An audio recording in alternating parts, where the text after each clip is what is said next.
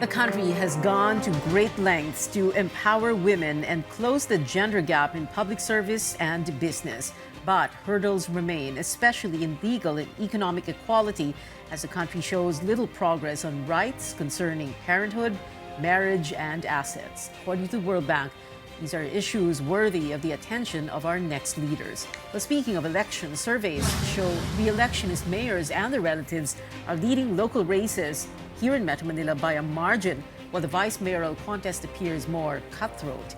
And at the national level, presidential bet Bongbong Marcos and running mate Sara Duterte maintain their leads in surveys come May 9th.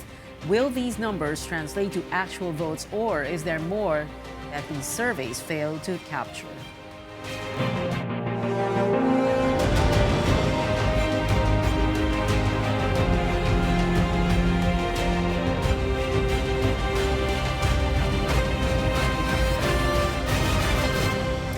Good evening. I'm Pia Hontiveros. Welcome to your weekly political appointment fix. Politics as usual. We have three topics tonight and three guests. One guest for each topic. So we need to begin now. In celebration of Women's Day, let's first talk about issues facing Filipino women. Joining me tonight is Senator Pia Cayetano. Good evening, Senator. And right before we start, but we only have, like I wanted to remind you, 7.5 to 8 minutes only. Just before we start, I wanted you to address the question. People on Twitter reacting to your guesting tonight about women's issues and women's rights here in the Philippines, talking about how your relationship with President Duterte impacts on that. Well, good evening first to everyone, and hello, my katukayo, Pia.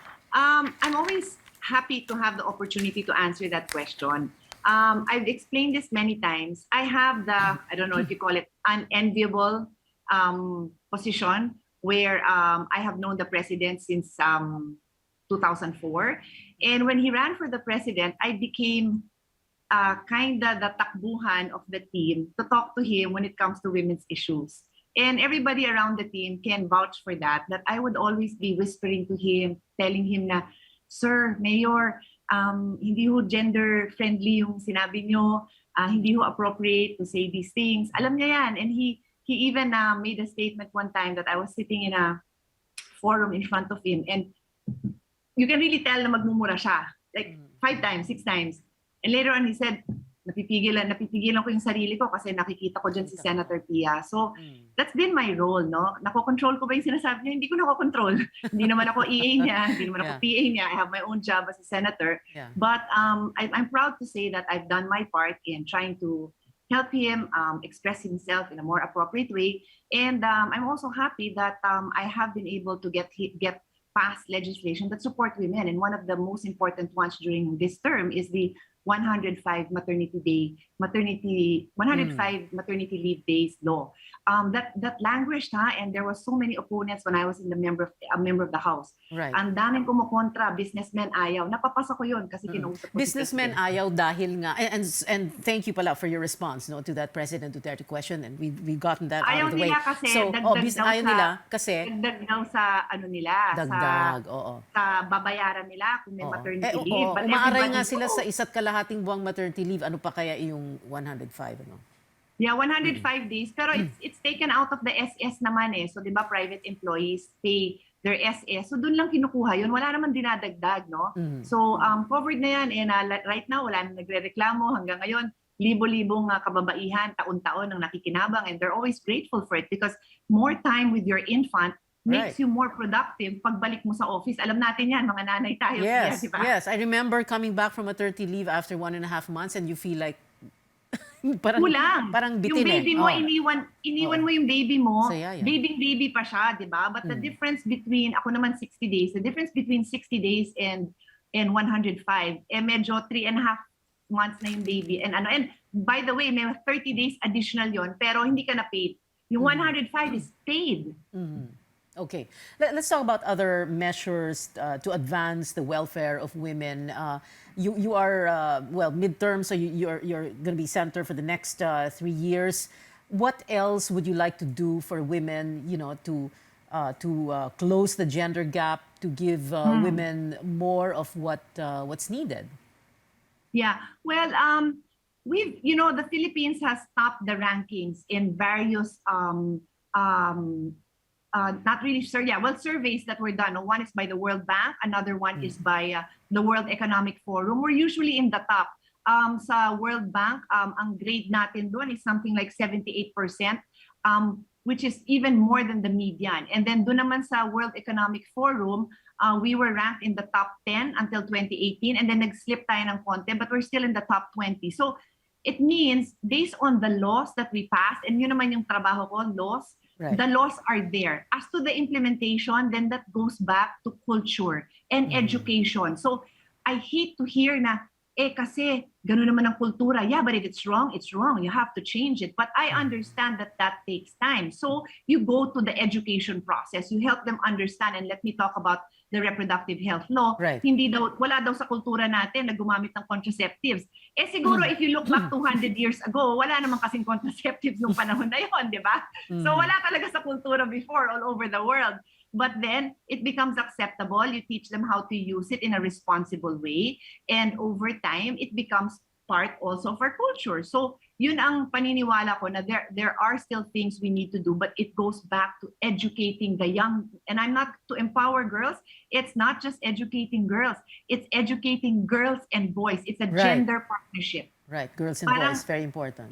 Nagpe-preach lang tayo to the choir, Pia, if ine-empower lang natin yung girls, tapos naman yung counterpart nila na boys, yung mga kaklase nila na boys, yung mga manliligaw sa kanila na boys, yung future boyfriends nila, hindi naman din na-empower to support women in power. And can I just quickly say that one of the problems that we will foresee, and this has already been documented in research, that as women become more educated and have more jobs, nagkakaroon din ng difficulty to find good relationships because nangyayari talaga na may parang insecurity din ang ibang lalaki. Not all, and I love a man who can love an empowered woman, but these are things we have to face, no? So I love it when I see young boys na proud sila sa sister nila na athlete, na sister nila na debater, kasi then I know that they will grow up to be young gentlemen and men who will respect women for what they can do. Let's talk, we only have about 2 minutes to go, Senator Pia. Let's talk about the elephant in the room, in this country, I mean, no? Divorce. Every time that's brought up, no one really wants to touch it with a 10-foot pole. And, you bring it up in a debate, it gets a little bit sticky. And I will. Yeah. So what are we going to do? Because, okay, so we have annulment, church annulment, etc. But, there are a lot of women who parang need more than that. Yes. Seriously ko tong inaral. I went to 3 countries na marami tayong OFWs.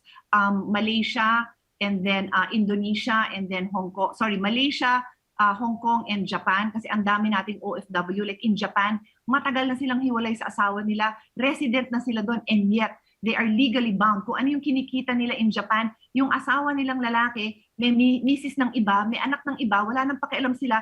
But lahat ng kinikita nila, their husband owns part of it. Tama ba yun? Tama ba yun? Yun lang naman ang pinaglalaban ko. With all due respect to the religious groups, I am so much for marriage. I am so much for the sanctity of marriage. But there are instances na kailangan naman natin bigyan ng legal protection ang babae and sometimes ang lalaki to have a way to graciously and legally end that marriage. It's good you emphasize that, babae at yung lalaki, because there are naman, also men who need more than an annulment. And of course, that's a whole, that's another entire issue, when we talk about relationships. Okay, we have, we need to wrap up already. So, Senator Pia, can you give us just final words, mothers, single mothers especially, during the pandemic, the predicament of that, more economic opportunities for them, because that is another reality. We have single mothers, and for that matter, single fathers also. Yes. Work from home. The pandemic has shown us that work from home is possible, and it escalated in a grand way the work from home mechanism. And now many women, and sabi mo nga, Pia, lalaki din, have that experience of working from home, and that brings about many opportunities for them to fulfill their dual role as mother or caregiver. Baka hindi mother, pero nag-aalaga ng lola, nag-aalaga ng may sakit. So their dual role as caregiver and breadwinner in the family. So work from home is a result of the pandemic. I mean, is something that came out of the pandemic, which is feasible, and we must support it in every way we can.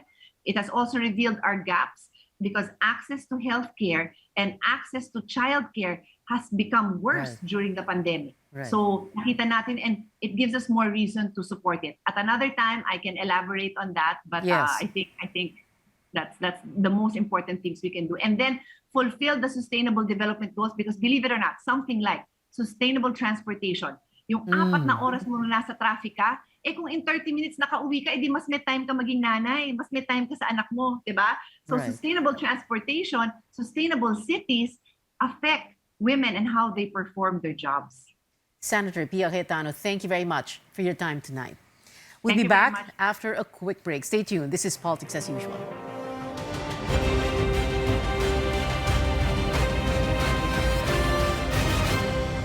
Welcome back to Politics as Usual. On to local politics. Here in Metro Manila, a survey showing reelectionist mayors and their relatives leading by a wide gap against their opponents. Let's talk to Lobby and Campaign Group Publicus Asia's David Yap for more. David, thank you very much for being with us tonight.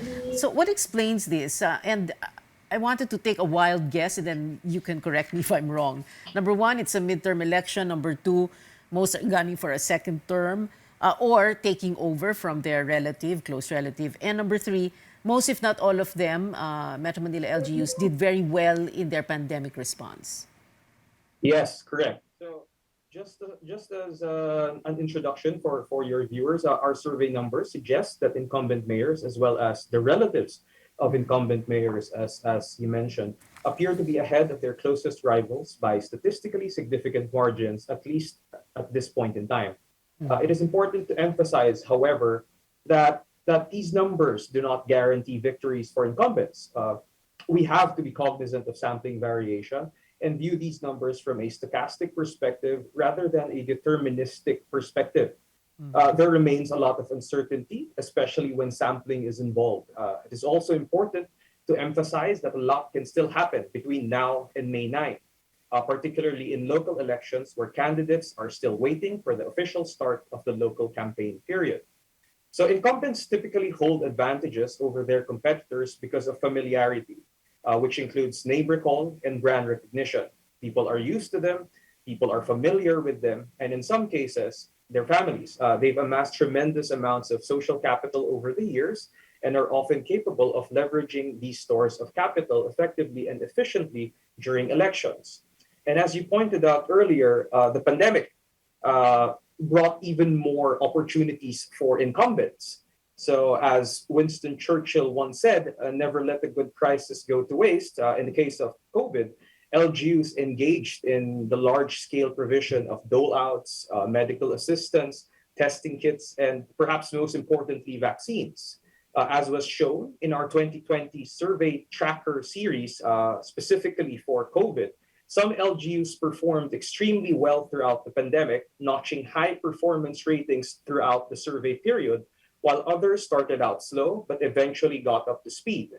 In general, most LGUs in the NCR ultimately performed well, at least according to respondents and the overall vaccination rate in the region.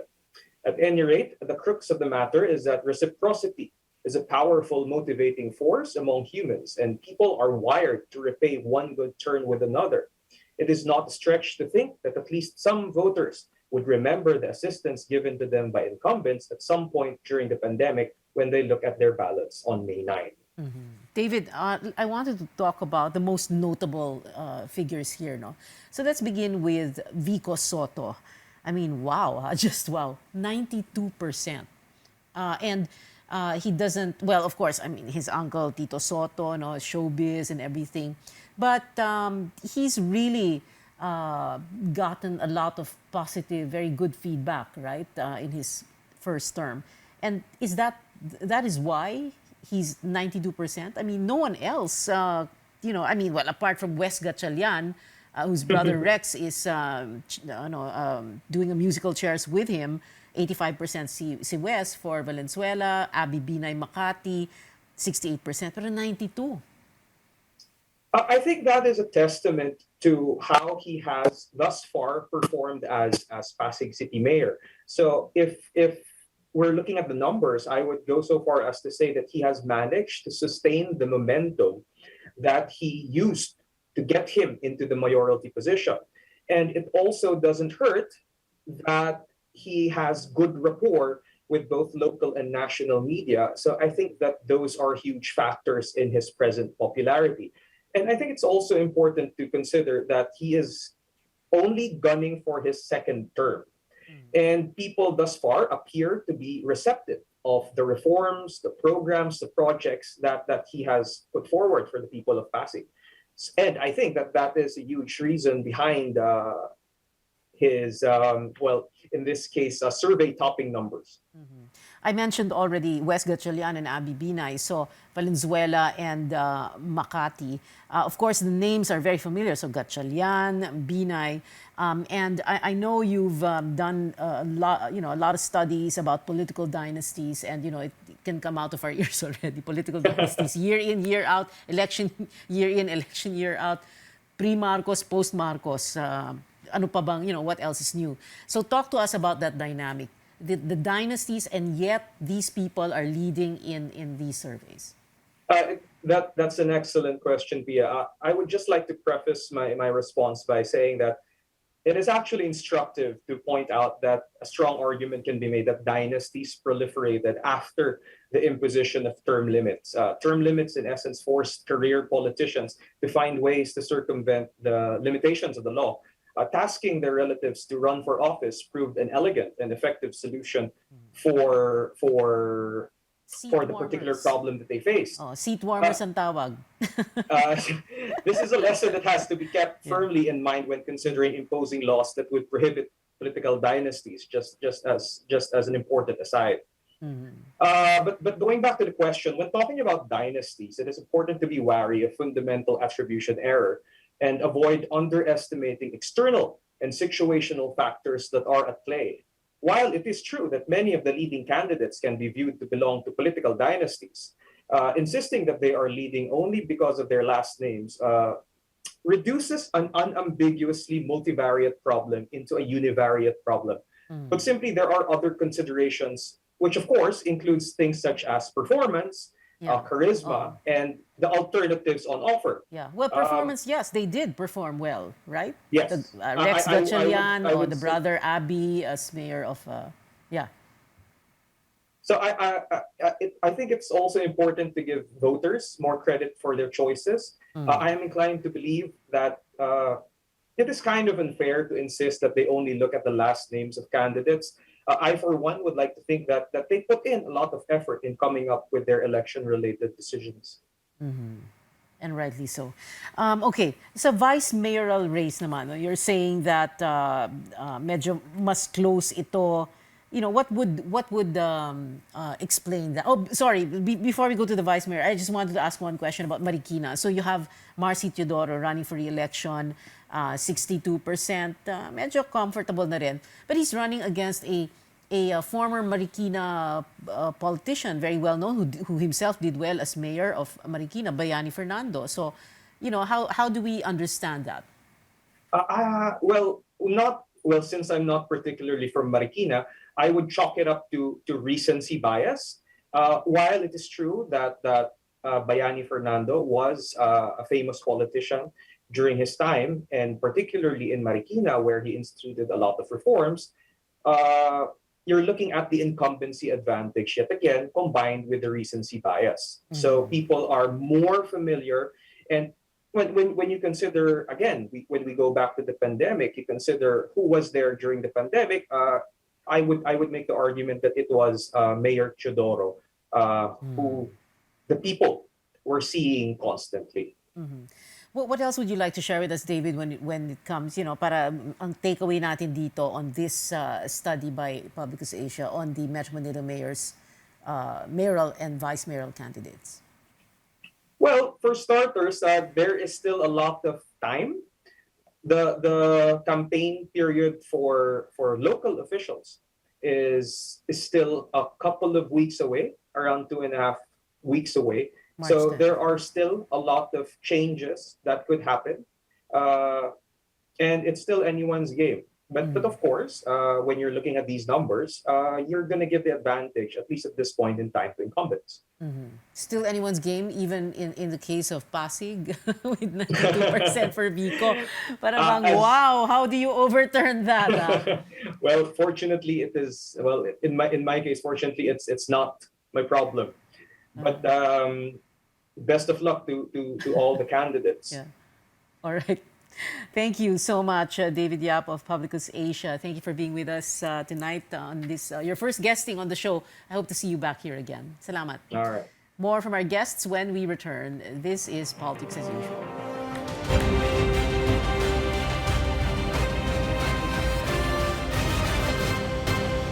We're in our final stretch. This is Politics as Usual. On to national politics. Let's talk about the latest presidential and vice presidential surveys.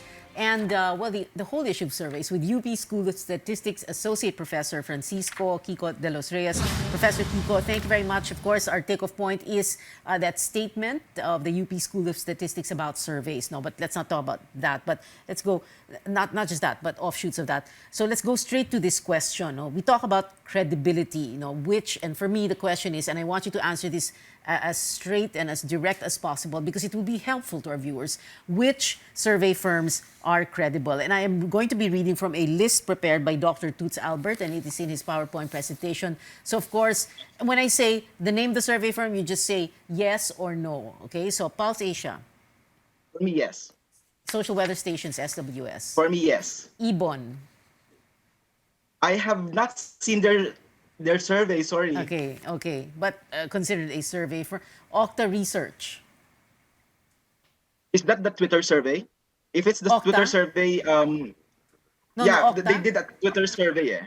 So, meron akong reservation with Twitter surveys. Okay, but if kung hindi Twitter, okay lang. Basta, Yes, if it's done this in a is the random Okta Research sampling. Group eh. Yeah. Oh, okay. If they did it in the random sampling way, yes. Okay. And we're gonna bring up the graphics para makita ng viewers natin yung mga pangalan. Yeah, I'm just addressing our control. There we go. DigiVoice. I haven't seen that, sorry. Oh, okay. Publicus Asia. I was just speaking to David Yap of Publicus Asia. We were talking about the NCR mayor and mayoralty and vice mayoralty races.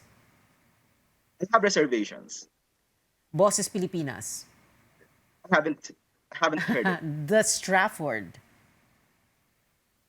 I have not heard about it. MBC Manila Broadcasting Company. They do surveys.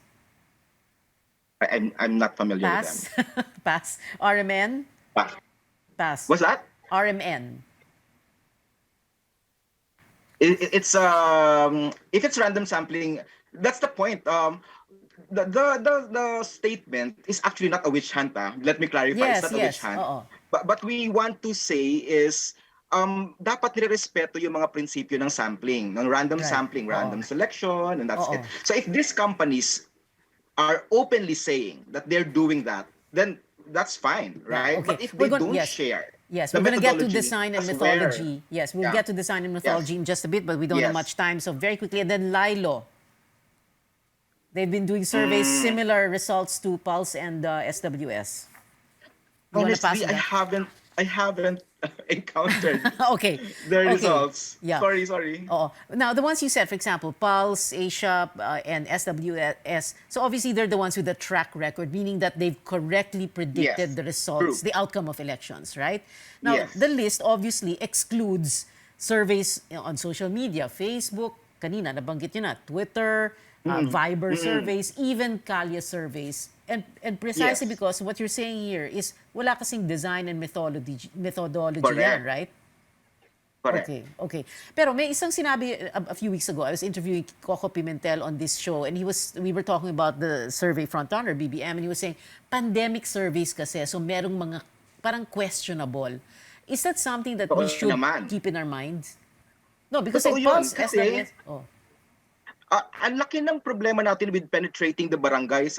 So parang baseline nga, parang benchmark nga namin 30% ng mga communities hindi talaga nape-penetrate nung surveys na ito. So that itself constrains the random sampling procedure. So that particular time, no, it's takot yung mga taong humarap sa kapwa niya tao kasi dapat face to face yan eh. So it's really very difficult to do that. And sino lang yung magpapa-interview. Diba? Yeah. Yung malakas lang yung loob. So, posibleng merong correlation yung kanyang mga sagot doon sa lakas ng loob niya, right? Okay. So, that itself is another explanation Okay. bakit. So we can expect that as things normalize, quote unquote, Yes. then perhaps we can get a better picture that the surveys will give us, right? Now, I'm positive about it. Yeah, Okay. I'm positive about it. All Yes, right. as things normalize, people will tend to be accommodating of surveys, and the companies themselves can now have this truthful, adherence to the methodology, to the parang may plano kasi yan eh. So dapat nasusunod nila yan eh. Even the intervals that they have to respect, they have to do that. A properly Yeah. trained person, an Okay. interviewer will do that. Okay. I'm not sure if this is a fair question for you, but I hope you can still address this. No? So design and methodology pinag-uusapan. Why only 1,200 and not bigger? Because bigger is not better ba?